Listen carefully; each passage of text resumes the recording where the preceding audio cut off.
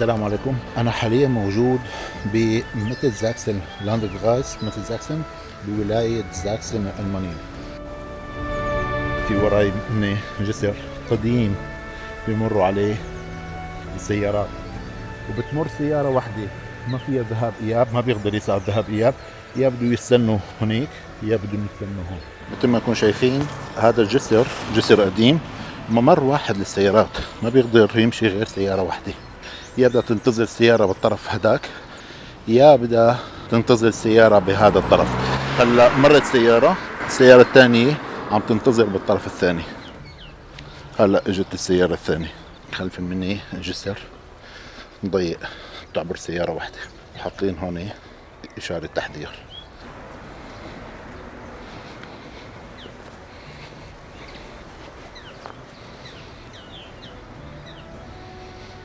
قوس قديم مجدد.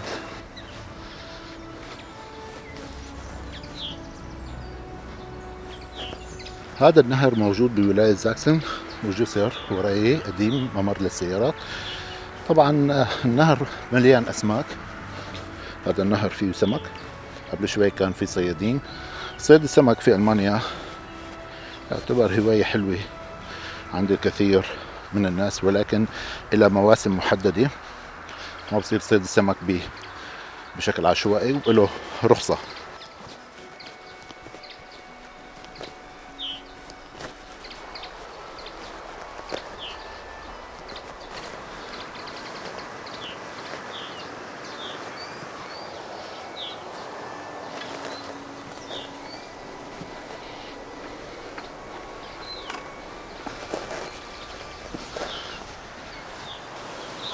ما بعرف شو هو هذا، اللي بيعرف يكتب لنا بالتعليقات، كأنه سد مائي.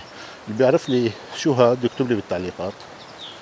مثل ما كنتم شايفين فيه جنازير وسكك، حتى في واحد هون كمان، هذا خلفي،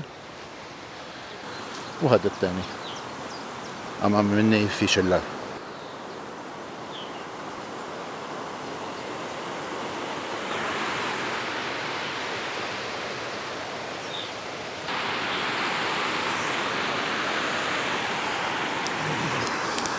شوية معلومات عن هاي المنطقة.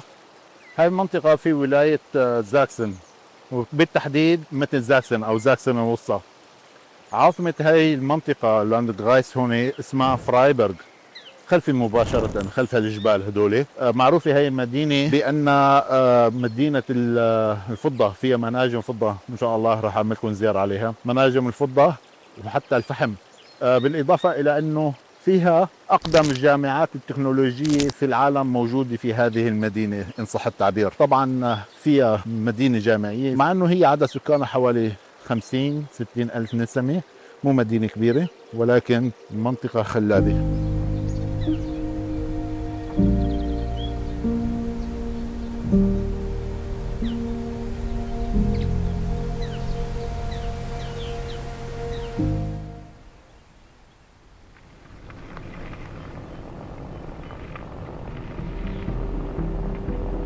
حاليا متجهين بإذن الله لمنطقة جميلة جدا راح تعجبكم. خلوكم معي حتى نهاية الفيديو، لا تنسونا من اللايك والتعليق والمتابعة. هذا هو المكان اللي جاي عليه أنا. طبعا اللي بده يجي لهون في باركينج للسيارات، في مواقف للسيارات، ولكن أول ما تدخلوا نروح على اليسار.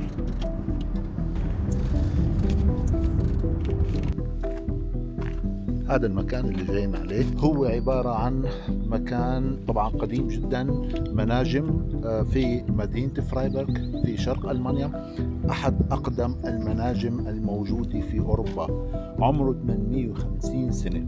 خلوكم معي، جولة رائعة جدا إن شاء الله راح تعجبكم.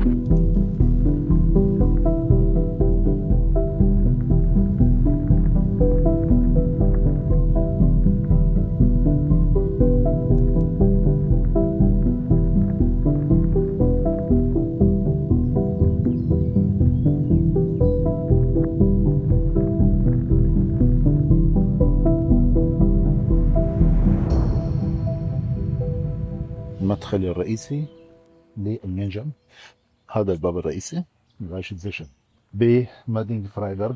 هاي رقم تليفونهم، ايميلهم اللي حابب يجي لهون.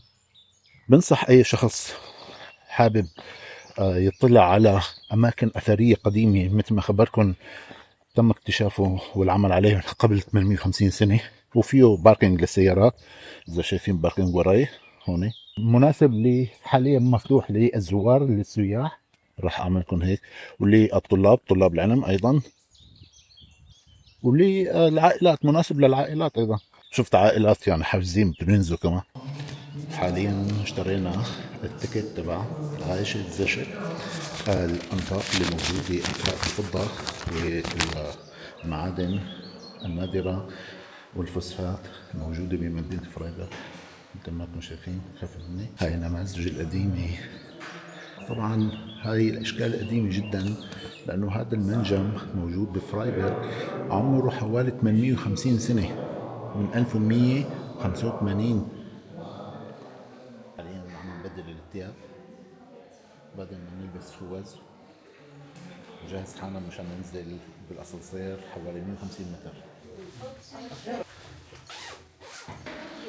نقفل الخزنة مثل ما انتم شايفين، عم نفتح الاسانسير وندخل.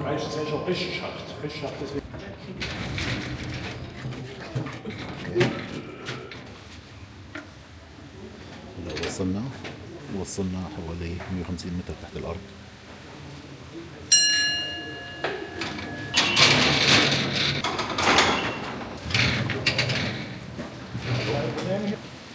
وصلنا حوالي 150 متر تحت الارض. بدأنا السير. Hier kann ich gleich mal sogenannten Horizont. Ganz früher hat man nur Erzkörper gehabt, und wenn es dann mehr wurde, kam dann die Hunde. العربات القديمة اللي كانوا ينقلوا فيها التجارة، وطبعا محتويات هذا المنجم على السكك الحديدية. هي السكة الحديدية مثل ما انتم شايفين، في شيء رايح على اليسار، شيء رايح على اليمين، والسكك الحديدية بالأرض. الطوبة قوية جدا هون، حديد، حتى في حديد مصدي وحديد عم يشتغلوا عليه بيرجعوا بيعدلوا.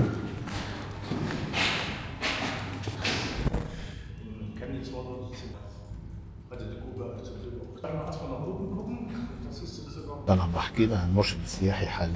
انتم شايفين هاي اللوحة اللي فوقنا، هاي اللوحة مكان العروض، صورة للمكان اللي فوقنا فوق الأرض بالضبط. محل اللون الأصفر هو مكان الأنفاق تحت الأرض. هلا نحن على عمق حوالي 150، بعد حوالي 150 متر تحت الأرض، 47 متر بالضبط تحت الأرض. موجود عدة جروبات في هذه المنطقة. يوميا حسب ما عم يحكوا لنا بيجيهم شيء تقريبا 5-6 جروبات، طلاب، جامعات، عائلات، سياح من غير دول.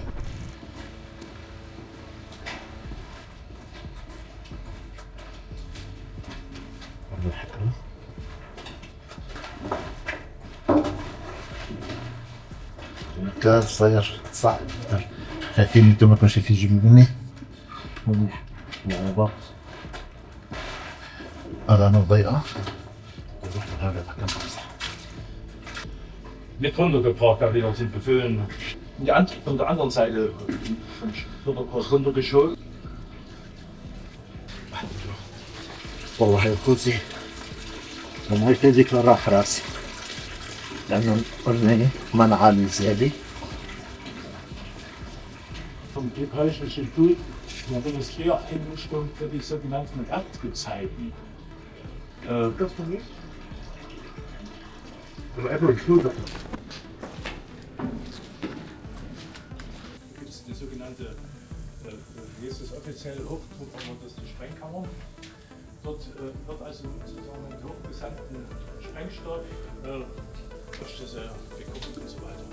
So, und dann nebenher sind noch einige andere Nutzungen.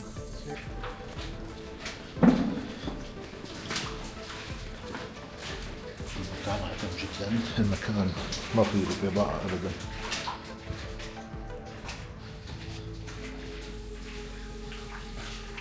اللون هذا البيض ما فيش الواحد بدون ولا متر. هون صار أوسع المكان، هون صار المكان أوسع. مثل شايفين هنا ضيق.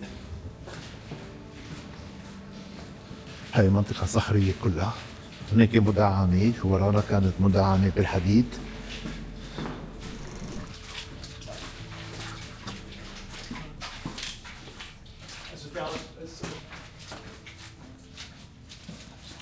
هذا المكان بذكرني بأفلام الرعب اللي تحت الأرض.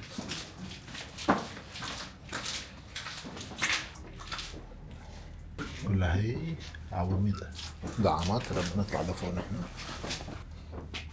نطلع لهذا السلم،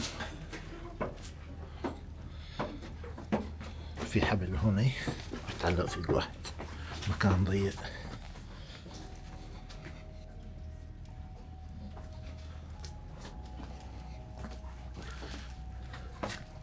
بيجوا على هاي الفوجات يحفروا فيها ويدوروا إذا كان فيه بقلب الجبل، يقعدوا يحفروا حفرات لجوا داخلية مشان يشوفوا إذا فيه فضة، في نحاس، في ذهب.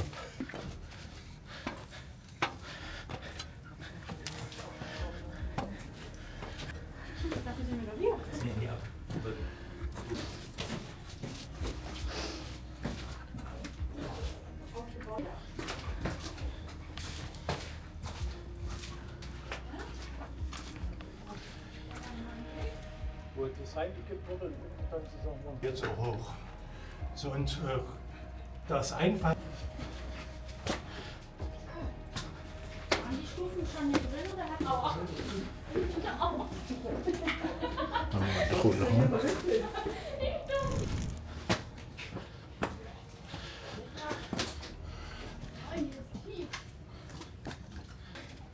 درج طويل وضيق.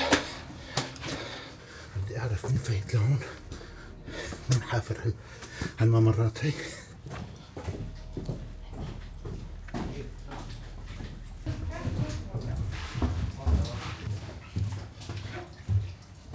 آفاق عميقة جدا.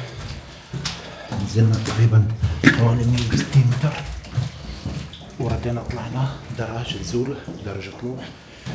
هذا المكان طبعا في عدة أنواع من التذاكر، في عدة أنواع من التذاكر. هاي التذكرة طبعا نزول لأعماق الأنفاق أو المنجم، ما بنصح الأولاد يجوا أبدا. في رحلات نفس الطابق اللي موجود فيه الأسانسير، ما بينزلوا بيطلعوا، ما في أماكن ضيقة، بنصحكم فيه هذاك العائلات. أما إذا الشباب ومهتمين ممكن يدفعوا حق التذكرة حوالي 30 يورو.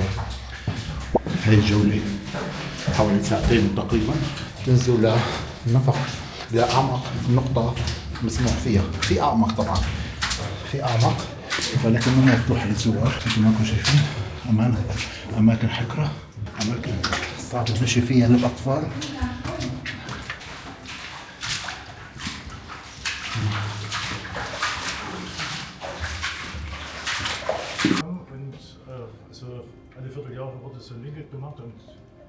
هذا المكان فيه علامة من عام 1788 مثل ما انتم شايفين. هاي عمال المناجم حافرين هون بعام 1788. عم يحكي لنا تبع الرحلة الدليل السياحي 1788 في عمال مشتغلين هون. شوفت عليكم عم يتحرك عن طرف، واحيانا بخفض راس الواحد، احيانا بيكون على ارتفاع شخص. هاي التذكرة مو مناسبة للأطفال أبدا مثل ما خبركم.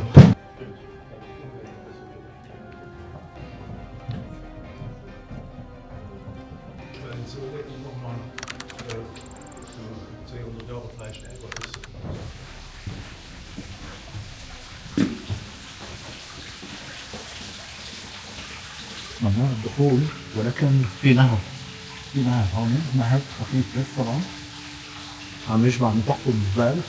ممنوع الدخول، ولكن مثل ما شايفين في نهر. صرنا ماشيين أكثر من 4 كيلومتر تقريبا تحت الأرض.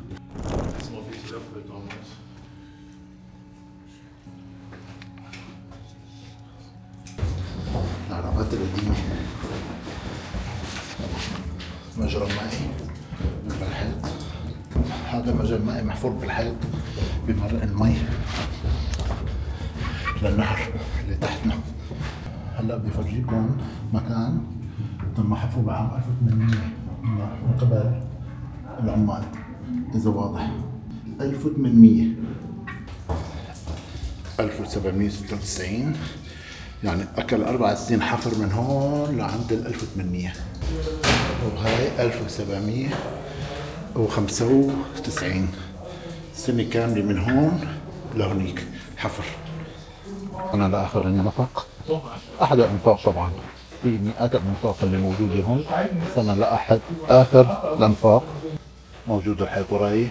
هلا لسه ما حفر معنا، لو بدنا نطلع مع بعض أو بدنا نرجع درجنا.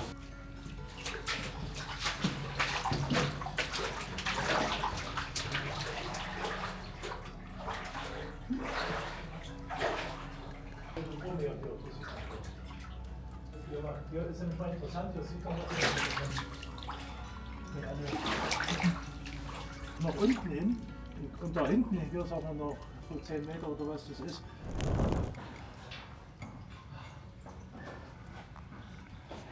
نحن حاليا على عمق تقريبا 170 متر مثل ما انتم شايفين.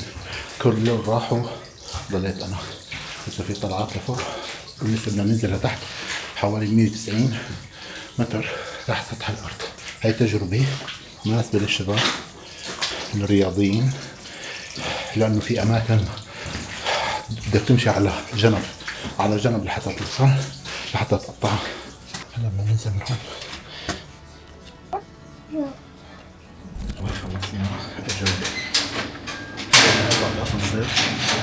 Aber bitte mir beschreiben, dass keiner den Finger raushält. Das ersparen.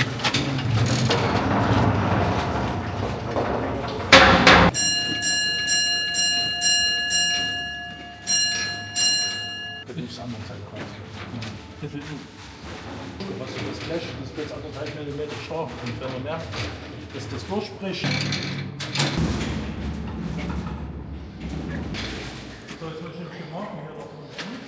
هذا الأساس اللي كنا فيه، وهي خلصنا الرحلة وغيرنا الثياب تبعنا، شيء متعب جدا.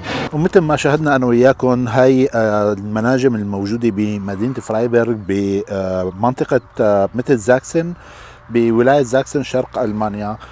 تعتبر من أقدم المناجم التي طبعا في أوروبا من عام عمر حوالي 850 سنة، من عام 1815 1816. وشاهدنا أنا وياكم يعني عالم موظفين عمال بتلك الفترة وهن عم يحفروا وحاطين تواريخ وكذا من عام 1700 وعام 1800.